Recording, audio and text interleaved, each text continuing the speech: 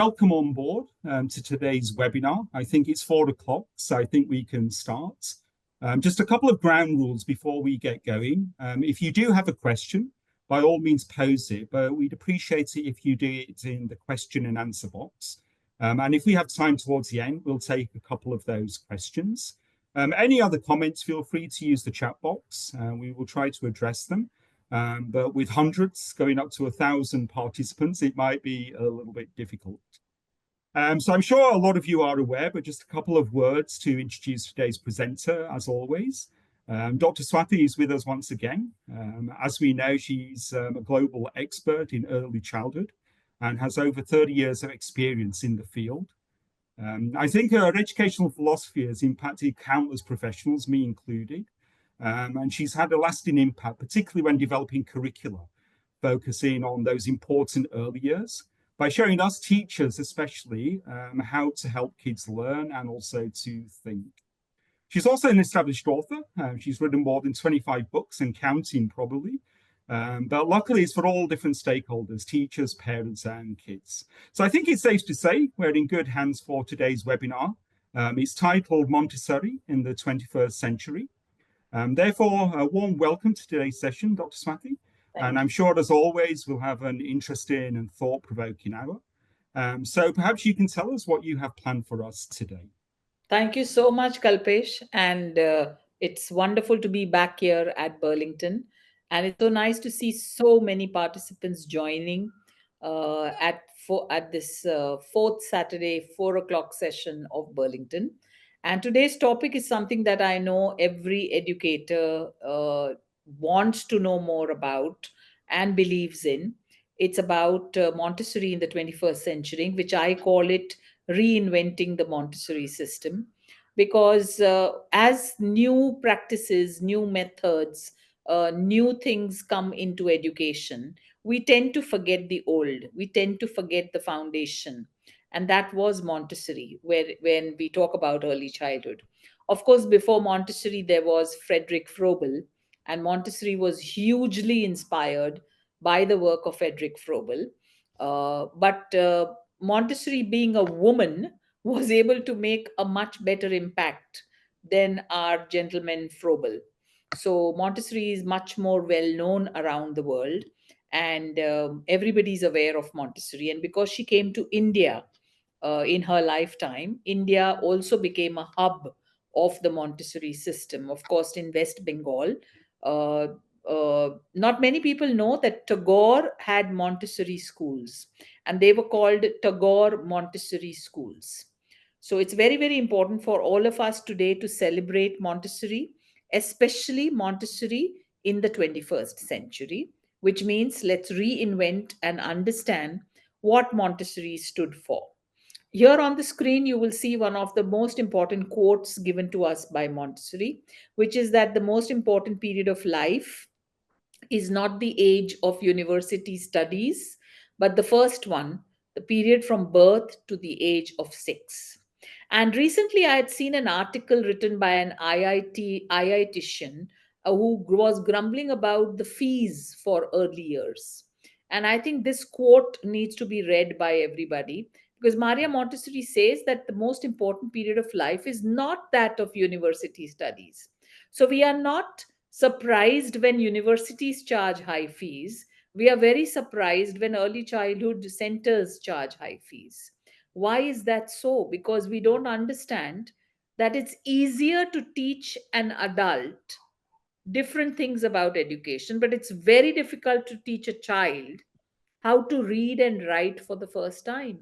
So let's think of that when we next time grumble about a school or grumble about a teacher or grumble about the fees of a center. Let's understand all that goes in before we talk about that. Let's see the next slide. Today, I have Kalpesh who's going to help me with my slides. I always feel embarrassed that I need somebody or the Ma'am, I think you just muted yourself. So Montessori had subjects, and I specifically use the word subjects because as Indians, we are obsessed with education is incomplete without subjects.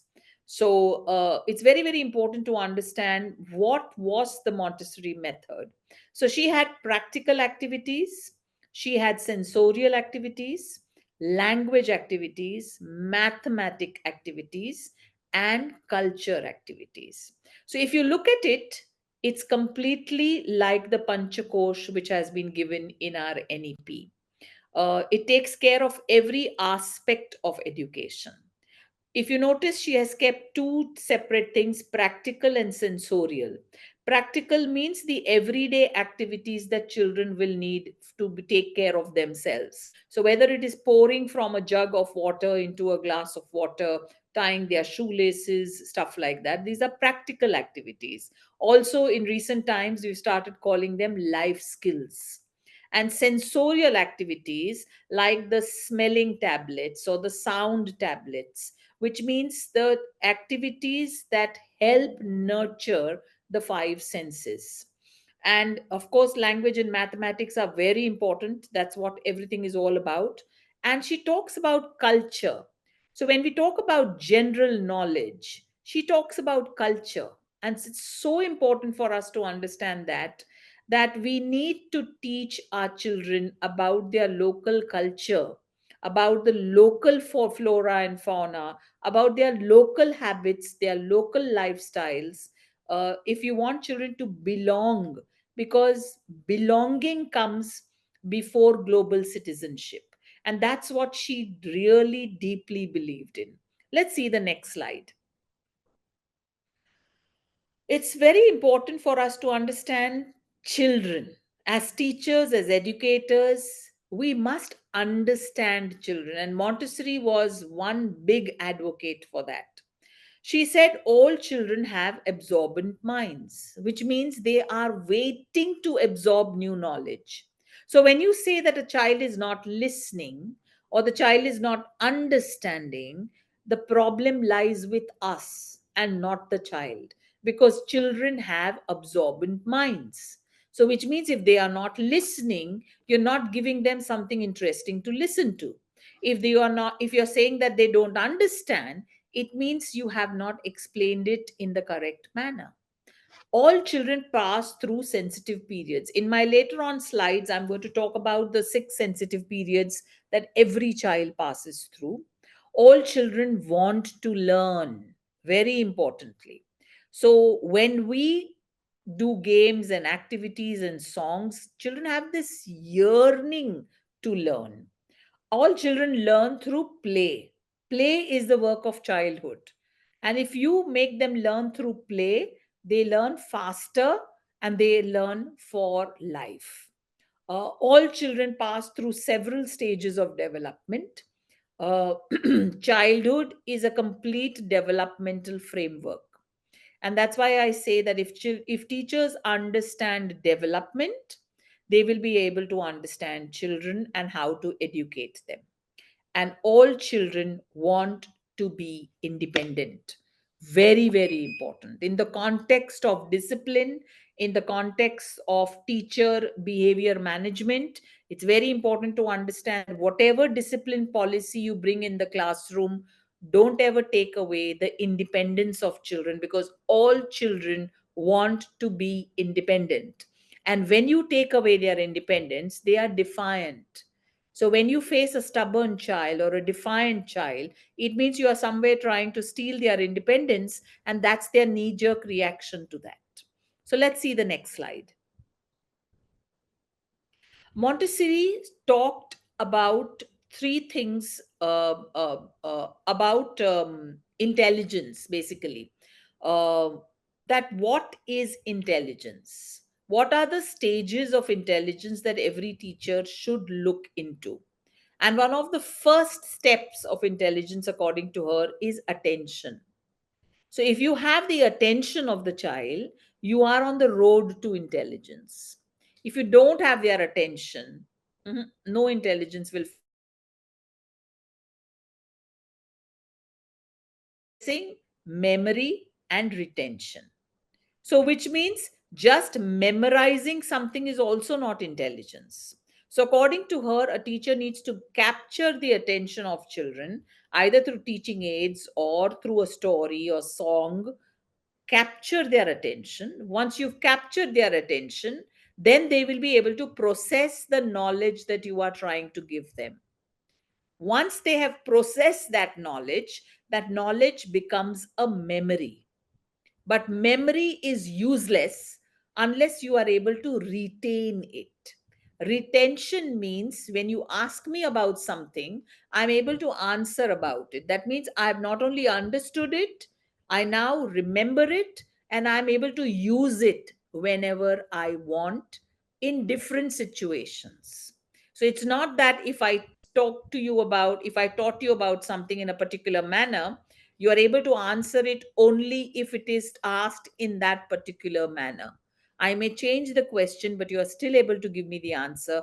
That means you have understood, and that means you achieved intelligence. And this is very important for teachers to understand in the context of literacy, numeracy, and so many other things that we teach children. Sometimes we think that if a child remembers it, the child knows it. Remembering is not knowing, but knowing will lead to remembering. That is a very important difference that teachers need to keep in mind. Let's see the next slide. Montessori spoke about the 5 steps of learning. So she said, observes demonstration. So Montessori was all about modeling, which means you model a new learning to a child. Children learn by observation. And she said, so what is it that the teacher needs to do? So, first is the child will observe you demonstrating that activity. Then the child will participate. So, at the participation stage, it's both you and the child. Then will be a practice stage. So, which means the child will now try to do it on its own. When the child is able to do it on its own, the child reaches a very important stage called the eureka moment. When a child reaches that eureka moment, it is a moment of joy when I know, oh, great, I did it. I was able to do it. And eureka moment comes with so much joy that the child is able to perform it as many times as you want. When that eureka moment is missing, it becomes drill, it becomes boring, it becomes repetitive. And these 5 steps of learning can be best understood in the context of the NEP, in Panchadi, and in the ZPD, which has been given in our NEP. So it's very, very important for us to understand the context of what of Montessori are we also seeing in our NEP 2020. So, first, say for example, I want to teach a child how to brush the teeth. So, I will first show the child on myself how I am brushing the teeth. The child will watch this demonstration. Then will come the participating stage. So now I will give a brush to the child. The child will start brushing while I'm guiding the child wherever required. Then the child will practice on its own. Now I'm taking a bystander view. I'm not going to interfere. The child will practice on its own. And then comes that eureka moment.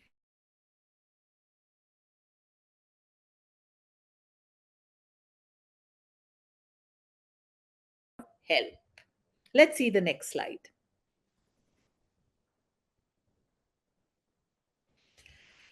So, if you notice all the aspects of the didactic material that Montessori has designed, there are 3 important parts: brain, the senses, and the muscles.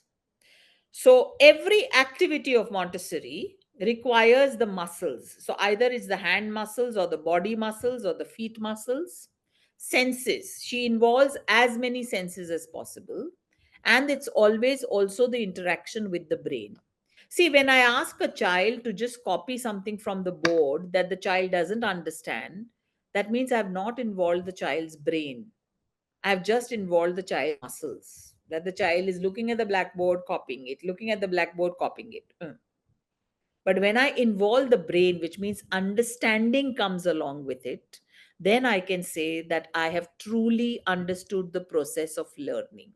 So, every activity that you have in your curriculum, ask yourself, does it involve this trinity, the trinity of the brain, senses, and the muscles? An activity is successful when it has this trinity as given by Montessori. Let's go to the next slide. Look at all this equipment of hers. Look at each one of them, and you will realize the brain, the senses, and the muscles. So either it's the sense of sight, or the sense of sound, or the sense of touch, or the sense of smell. She's involving them all. And a brain, because I have to think, all her equipment was self correcting, which means the child has to think whether I have put it right or I have put it wrong. If it doesn't fit in, that means it's wrong. And muscles, it was either using the hand muscles or the body muscles, etc. So she developed this didactic material, keeping in mind the confluence of this trinity. Very important. Let's see the next slide. And you will see here more equipment from Montessori. All these had a particular reason behind why she developed them. So if you see the pink tower, and you will say, oh, I can make each of the blocks a different color. Why don't I add that? Then you are completely going against the Montessori way of thinking. She purposely kept the pink tower or the brown stair all of one color, so that the child is not segregating now based on color. The child is segregating based on size, because that's where she wanted the child to focus. So when you are buying Montessori equipment, please buy the correct one. Many of these vendors are now selling Montessori equipment which looks more colorful and more different and more cheaper. Montessori's equipment is not cheap. Why? Because it involves so many elements. It's made of wood, it's made in a particular size, it's made in a particular way. So please buy authentic Montessori material only. Let's go to the next slide. Look at this. If you see, all of this equipment either has numeracy or the sensorial development or practical. Look at the bottom two. They're all practical activities. The one on the left is teaching children about lacing, buttoning, all that. And the one on the right is teaching them how to pour things, how to wipe things. So, all these are essential skills. What is it telling us? It is telling us that she's preparing children to become independent. Don't mollycoddle children. If you are a true Montessori school, you will never sit and hold a child's hand while the child is writing. You would never do that, because that's mollycoddling. Montessori wanted them to become independent, because all children, the innate desire in a child is to be independent. Let's see the next slide.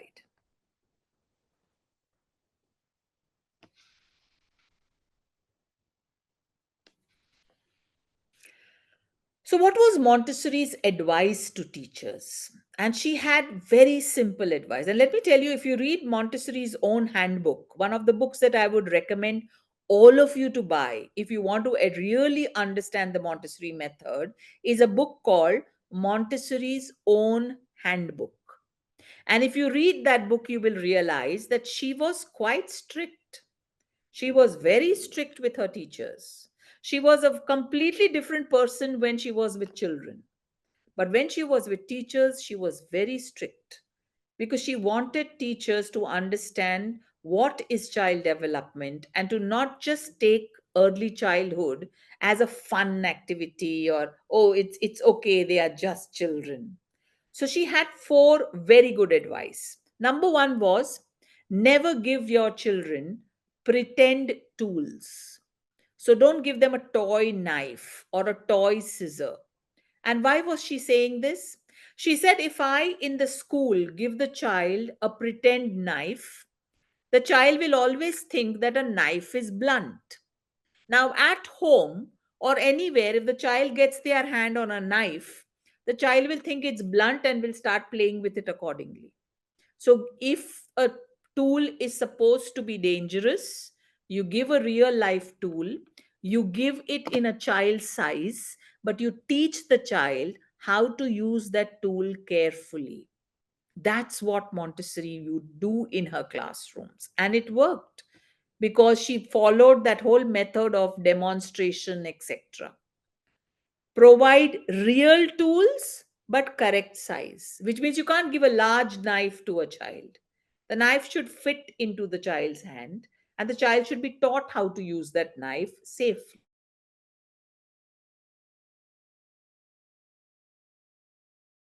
Times. And if you will see the Panchadi in our national education policy and the national curriculum framework, the Panchadi has five different steps of learning. And it completely fits into the Montessori way of saying that do it several times. So when you follow the Panchadi steps, you are doing the same activity in a different format. Take the activity step by step, understand each step before moving on to the next.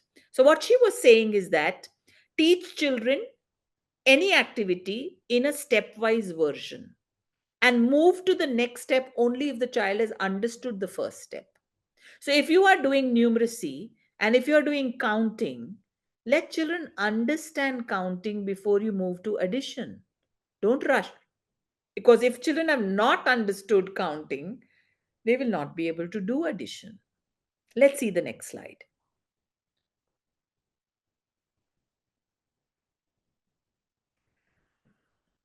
What is the teacher's role? Is it to help children or is it to scaffold children? Scaffolding is much better than helping children. Helping means immediately when you see a child struggling, your first instinct is let me hold the child's hand, let me help the child.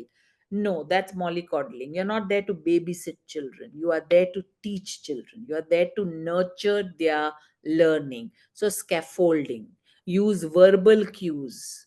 Why don't you try it that way? Why don't you put it on the left? Why don't you put it on the right? Why don't you hold it like this? So you're demonstrating and holding it for them. What is the teacher's role? Child should be free, but the teacher sets limits.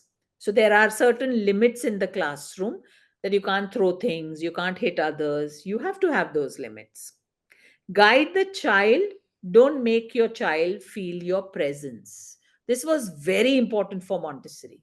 According to her, teachers need to be invisible in the classroom, which means your presence should not be felt. You are only there to interfere when a child needs you. But sometimes when I visit some classrooms, I only hear teacher voice. I never hear the children's voices. You need to be as much invisible as possible. Give the desired help, but don't be the obstacle between the child and the learning. What does she mean by this? For example, say, for example, you see a child struggling with a puzzle. So the child is holding a puzzle piece and is not able to put it in that slot. What is our first instinct? We want to hold the child's hand and help. Now, what have you just done? You have become the obstacle between the child and the child's learning.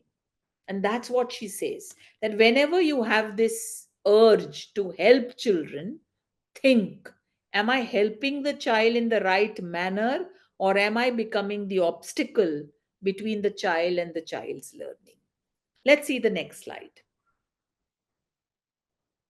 So, what are the 6 sensitive periods?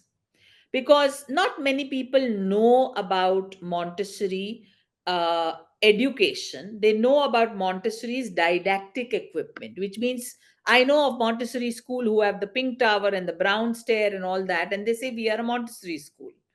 No, you're not just a Montessori school by having her equipment. You're a Montessori school when you actually follow the Montessori method. So, what are these 6 sensitive periods? She says all children go through these periods. Let's find out what they are. Let's see the next slide. So, these are the 6 sensitivity to learning through the senses. That's why she has sensory activities, sensitivity to language, sensitivity to order, sensitivity to small objects and small detail, sensitivity to walking and movement, and sensitivity to the social aspects of life. Now, let's see each one in a little detail. Let's see the next slide. Number one, sensitivity for sensory perception. Children need to use their five senses all the time. And that's why she developed material called sensorial activities. They are very frustrated when you constantly tell them, don't touch, don't touch, don't touch, don't touch. I have to use my senses. I want to touch. So tell me when to touch. So, for example, you bring up a puppet for a story, and the first instinct of all children is what? They want to reach out and touch that puppet. You should know this behavior of children. So, you must keep that time for children to touch things. So, you can say, okay, now I'm going to shake hands. The puppet is going to shake hands with all of you. And after that, we are not going to touch the puppet because he's going to be talking and he'll get distracted. So, that's called setting limits. So it's very, very important for us. If you understand the Montessori method, there is no way that you can't become an excellent teacher. Let's see the next one. So the first one was sensitivity to sensorial experiences. Second one is sensitive period for language. They are very sensitive. They want to talk. They want to hear you talk. And here, as adults, we have to be very careful that are we talking to them in the right manner? So, for example, are we shouting, or is the volume of our voice such that children would like to hear? And that is something that teachers consciously need to do in the classroom. Sometimes we don't realize it. We get so carried away that we don't realize we are actually talking a decibel higher than what a child's ear would want. Talk clearly. Give instructions in steps. Now, this is very important. A 2-year-old child can understand two-step instructions, which means come here and sit down. That's 2 steps in one sentence. You can't tell a 2-year-old, come here. And then after the child comes here, we tell, sit down, sit down. That's not a doggy. That's a child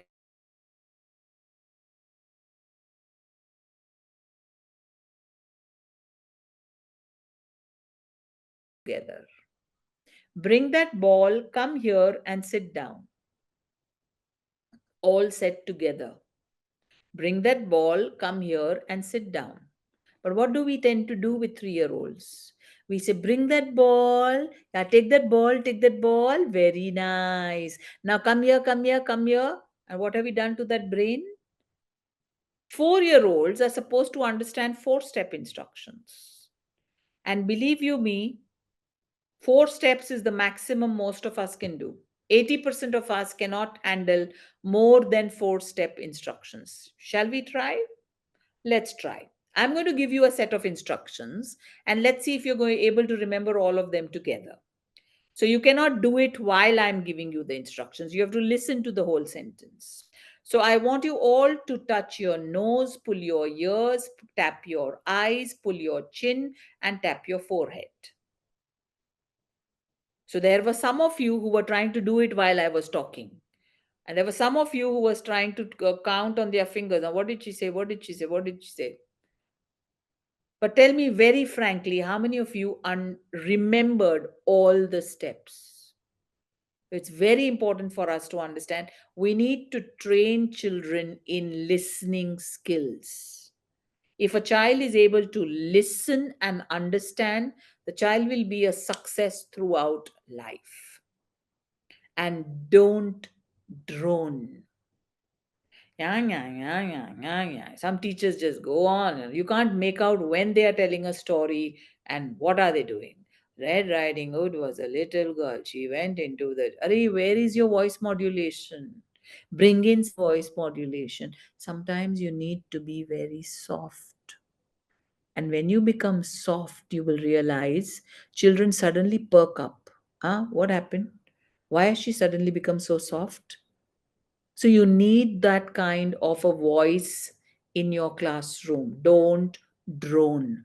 Don't talk only with one pitch. Very important. Number three, let's see the next slide. Sensitive period for order.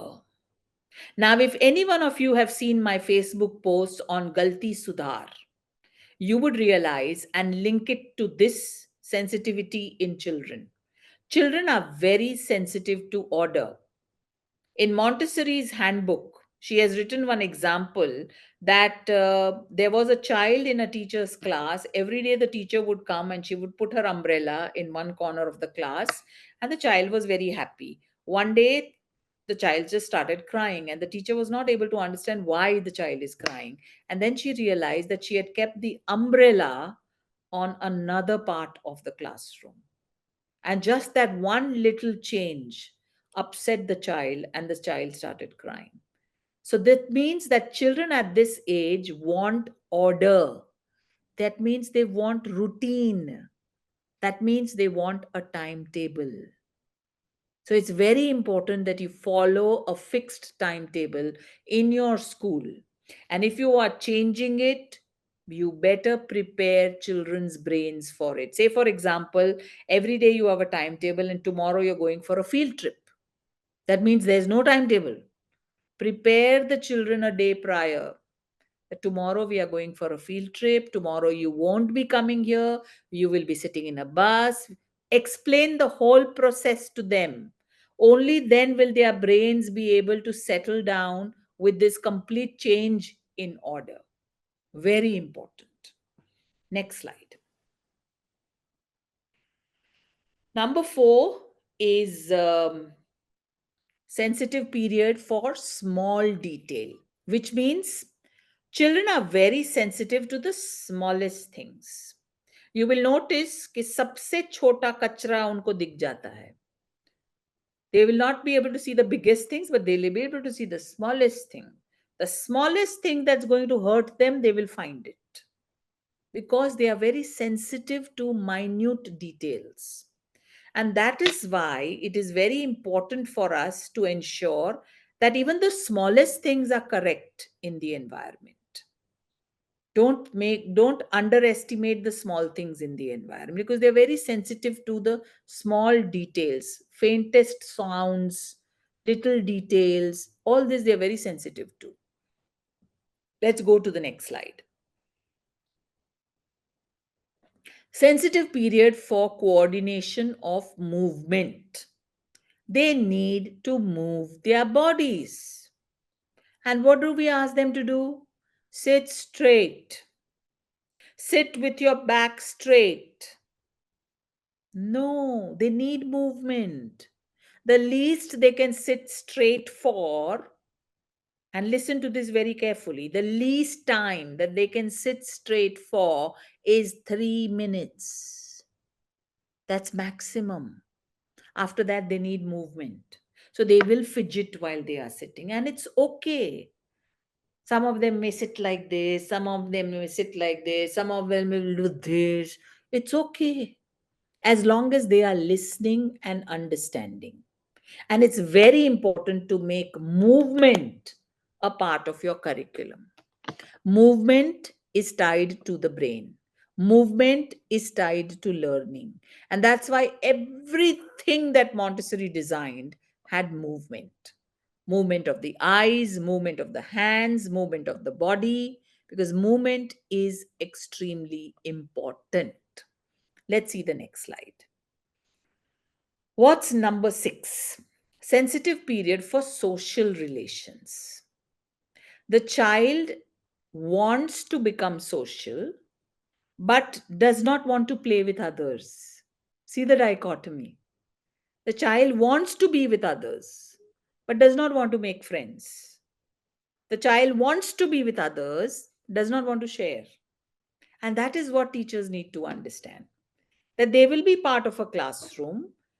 And it's not selfish if a child doesn't want to share, because that's the age they are going through. Many of them are at the parallel play stage, which means what? I will sit next to a child and I will do my activity, but I will not share my activity. So we have to understand the stages of play, especially when it's related to social development. You can't suddenly force them into team games and sharing. No, we can't do that. We have to be very sensitive that they want to be part of the group, but they don't want to be things in the group. So that is something that all teachers need to understand to help children adjust in the classroom. Let's go to the next slide. So, how does Montessori teach writing? Let's see the next slide. She has a very, very important planning in her didactic equipment. Look at the first paragraph. It said, when the hand learned to hold itself lightly suspended over a horizontal surface. So, this is the surface, this is your puzzle, and these are your puzzle pieces. Now, when I'm picking up a puzzle piece, I can either pick it up like this or I can pick it up like this by putting my two fingers in. That's what Montessori wanted. She always had pegs in all her equipment, pegs. Why? She wanted children to put the two fingers under the peg and the thumb on the peg. Why? She wanted to exercise these three fingers. Why these three fingers? Because these are the three fingers used to hold a pencil. And that's why her pegs had a special way of being lifted up. So when you are lifting that peg, your hand is actually suspended. You see, you are able to hold your hand. It's not falling. You're able to hold your hand, and that's exactly what's going to be required when you are writing. You will have to hold your hand on top of the paper. And all her equipment was actually writing readiness. So it's very, very important for us to understand when we look at her equipment and say this is play. It's not only play, she very smartly integrated how to exercise the very muscles, the very activity that's going to be required for children to learn to write. Isn't it brilliant? Let's go to the next slide. So there are two exercises connected with writing in the Montessori method. One is how to hold the implement and how to form the letter. So how to form all the letters of the alphabet. So she basically wanted children to understand how to exercise these three fingers so that you're able to hold the implement and how to form the letters. There are, in her didactic equipment, she has insets and not insects, they are insets, which you have to place on a piece of paper and draw around them. And this drawing around these insets helps children learn how to move a pencil around a particular shape. So all her activities have very deep rooted formats for learning to write. Let's see the next slide. What about reading? What is the Montessori method talk about reading? And it's very much in line with what the NCF says. What does the NCF say about learning to read? This is exactly what Montessori said about learning to read. She said it starts with the basement. It's like a house. You have to imagine a house. When you are imagining your reading program, imagine a house. A house starts with the base. So the basement is what? The basement is the joy of being read to. Have a language rich environment. Label things around your classroom. Read to children. Talk to children clearly. Then comes the ground floor, where you start the awareness of sounds of the language. What we in India love to call phonics. So the sounds of the language start. Then comes the upper flow. What happens in the upper flow? The ability to attach a symbol to the sound. So, which means I now know that A makes A. Then comes the attic, where you use those symbols to express. And then comes the roof, the last part of reading. What is the roof? Reading and writing. So brilliantly, she put an analogy of a house and taught us how to go from the basic to the top about reading. And this is exactly what is given in the NCF 2022. Let's see the next slide. Let's talk about something that parents and teachers love: discipline. What was Montessori's idea of discipline? And if you'll see in this slide, it says freedom and liberty. Let's see the next slide. So, what did Montessori say? I love this quote of hers. She said, "This is not a child to be reported on, marked, graded, classified, labeled, but a living organism following a pattern of development." She was against children being graded, class. Isn't that what the NCF is also asking us to do now?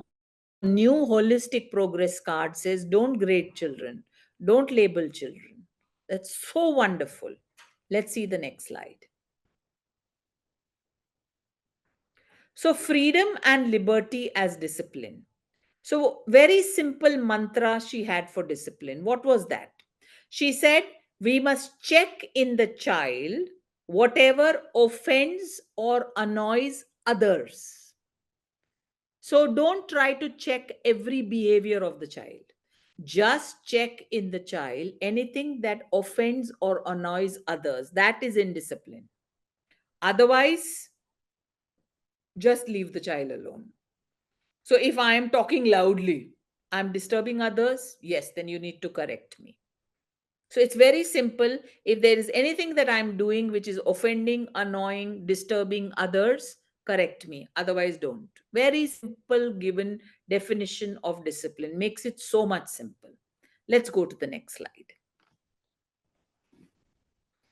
And she had this very wonderful activity that actually breeds a lot of discipline in children.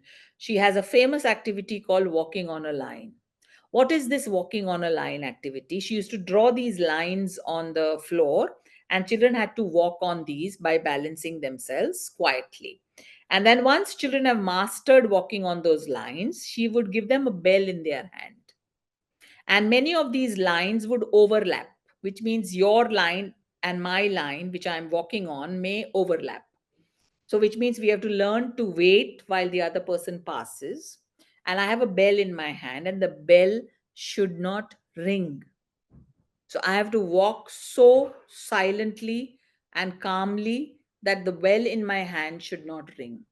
Now, look at the amount of focus that she's bringing into children while they are doing the simple activity of walking on a line. Let's see the next slide. And one of the most famous Montessori activities is the lesson of silence, where they are taught not to move. So it's like meditation. You have to now inhibit all your motor impulses, which is very difficult for children to do. Remember, they are sensitive to movement. But because we have to also breed discipline in them, we have to have these lessons of silence. So there are little times in the day when you're asking children to come on now, let's meditate. And it's very difficult for a fidgeting child to release all motor movements, completely become immobile. But she does not say, sit still, see. No, she doesn't. She will herself sit still, and the children will open one eye like this and a second eye. But she is calm. She is sitting. Why? Because practice is demonstration. So all that we learned about in all the previous slide, if you just put it together, it gives you the way of the Montessori method. Let's go to the next slide.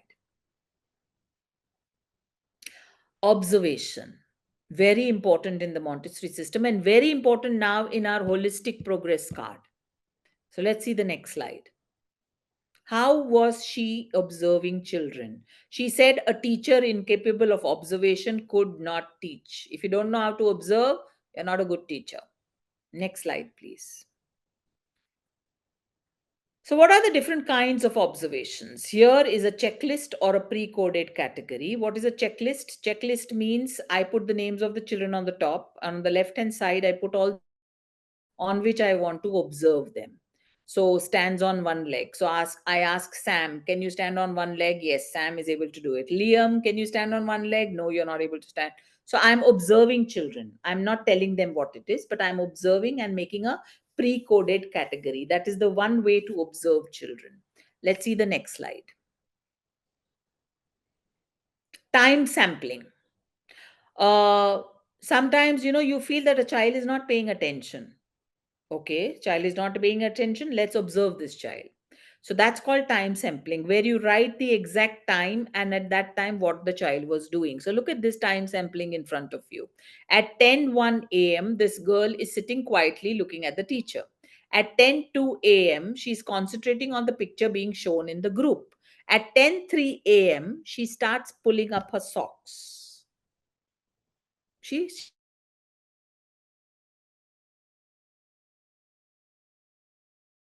But at 10:04 a.m., she responds to her name being called by the teacher, which means she was paying attention. And at 10:05, she has her hand up to answer a question which is asked about the story. So even though she was not looking at the teacher while the teacher was telling the story, she was listening to the story, but her attention was on her socks. And that's okay. As long as she was paying attention, that's okay. So that's what she says, that observation is going to teach us so much more about the child. Let's see the next slide. And the third way of observing is called tracking or structured description, which means you make a map of the classroom and then you map in the map you put how many minutes did the child spend in each activity to know which is the activity which is the favorite of every child. So that's called a tracking or structured description. Let's go to the next slide. I want you all to understand that Montessori truly believed that children are our future. Children are our future. And this quotation I love, which says that children may be 20% of our present, but they are 100% our future. And it's very important that when we talk about Montessori method, you need to understand that she was a doctor and her greatest tool was observation. She observed children, she learned so much about children, and then she developed her entire method.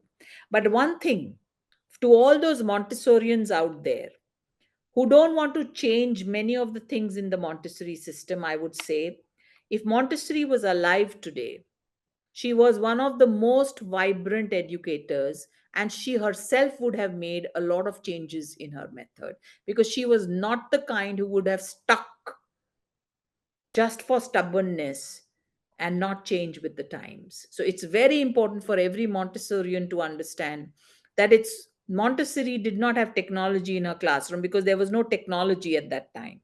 So you cannot use that excuse and say, I can't have technology in my classroom because I'm a Montessori classroom.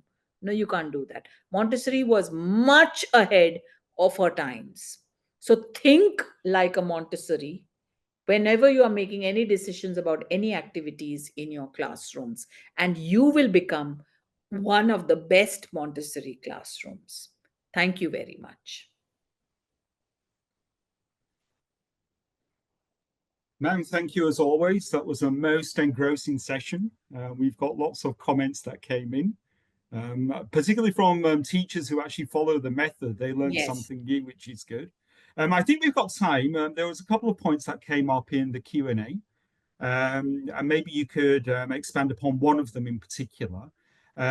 First of all, can you just repeat for, I think Namrata asked about the book name that you mentioned? I Okay, it's don't think called you mentioned that. Montessori's Own Handbook. Okay, Montessori's Own Handbook. Own Okay, Handbook. Namrata, hopefully you've got that one. Rich Singh also said, I think when you were mentioning about showing them realia, real objects, things like, show them an actual knife. She was talking about what happens if there are accidents, but I think that goes to supervision, does it not? I don't think you Yes, just it give it does. to them. It does. And accidents will happen. It's okay. When we are talking about giving them a knife, the knife is a small knife that fits into the palm of their hand. The handle should fit there. And like in your kitchen, I'm not asking you to give them a meat knife, a sharp knife, but a knife that can cut through an apple. Uh, if you see the knives in your kitchen, they're not that sharp that they would cut through your skin at the first go. And of course, it talks about supervision because you need to supervise them. You need to teach them the life skills. For how long will you mollycoddle them and keep them away from the real stuff? Okay, I think that answers that quite nicely. And one question, ma'am, that came up from both Rabia Basri and also Anu Thakur. Can you just expand upon the eureka moment once again? Because they were The just a what? little bit, the eureka moment. I think in Oh, the your earlier eureka moment. slides, yes. Okay, if any one of you have seen the movie Black, it was Rani Mukherjee played a blind girl, and Amitabh Bachchan was her teacher, and he was how to say the word water, and he kept on saying say water, and she was finding it very boring, and she ran out of the classroom, and it started raining, and she felt the water on her skin, and that's when she said whoa whoa what water water, and that's when she reached the eureka moment, and she couldn't stop saying water for the whole day. So he spent days trying to teach her because she was deaf and mute. And he spent days trying to teach her how to say the word water in different ways, but she just wouldn't say it. But she then reached that eureka moment where eureka moment is when you enjoy the activity. And when you enjoy the activity, it's called also the coin drop method, which means the coin dropped and yes, I got it. That's called the eureka moment. And I think that comes for different people at different stages as well, Yes, yes, especially at and that that's very age. important, Kalpesh. Mm. Every child will not reach their eureka moment at the same time. Especially with young learners there. There are a Yes. couple of other questions just come in, ma'am. I'm not sure if it's totally with what we were doing today, but perhaps you could suggest some answers. One came from Shruti about what do you suggest for mirror image writing in students? Okay. Um, Mirror image is very common in this age group. And for mirror image, you just need to be consistent with them. Boys especially suffer a lot of mirror image activities. You just need to be consistent and keep on showing them how the bee and where is it curving. And once they understand it, because see, children at this age don't know the difference between left and right. So if you are trying to use your verbal cues and say that the bee has a curve on the right and not the left, then it's going from above their head. So it's very important that you do some positional exercises with them where they understand that if the bee stands like this, then this is where the curve would be. So, a more consistent, more understanding exercises, but don't stress them out just because they are writing mirror image. Okay, that's a good answer to that one. And we've just got a couple more, ma'am, just to finish off. One from Harney. She asks, how do we promote healthy sensitivity for social relations in classrooms when kids are going through that phase? So I think that was on about the social impact that you were saying at that age. So children tend to they tend to pull each other's toys, etc. It all comes through setting limits and by constantly reminding them about what is the right behavior.